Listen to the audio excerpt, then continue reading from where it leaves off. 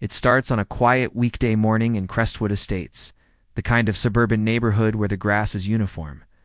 The mailboxes match, and the HOA believes it owns the air you breathe. Mark Sullivan, an infrastructure engineer who knows land rights better than most lawyers, opens his inbox to a subject line that feels like a punch.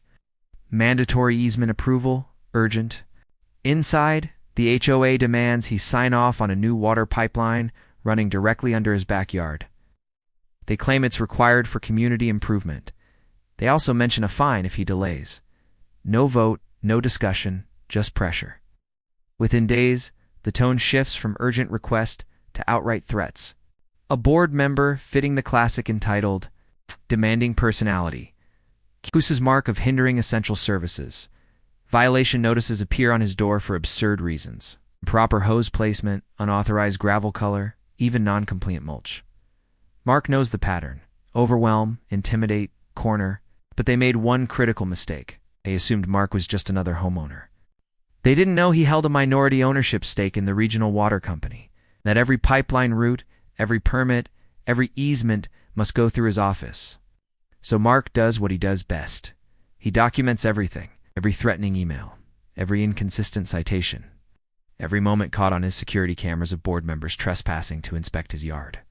He pulls the HOA bylaws, highlights every clause they've violated, and prepares in silence.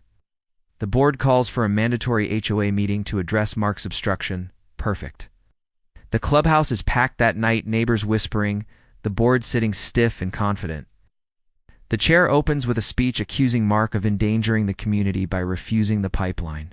Mark stands, calm. He connects his laptop to the projector. First slide. Timestamps of emails escalating from request to threat. Second slide. Your camera footage of a board member entering his yard without notice. Third slide. The bylaws section. They ignored requiring a community vote for any easement. The room shifts. But Mark isn't finished. He pulls out the final document. A letter from the water company's legal department stating no pipeline can be approved without his consent, and that the HOA has zero authority to impose or threaten easements. Gasps. A few neighbors clap.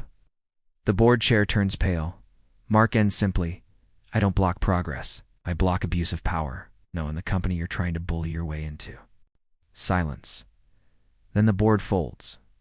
Fines revoked. Project withdrawn. An apology issued. By the next week, the neighborhood rallies behind him, grateful someone finally pushed back. In Crestwood Estates, the grass is still neat, but now, so is the justice.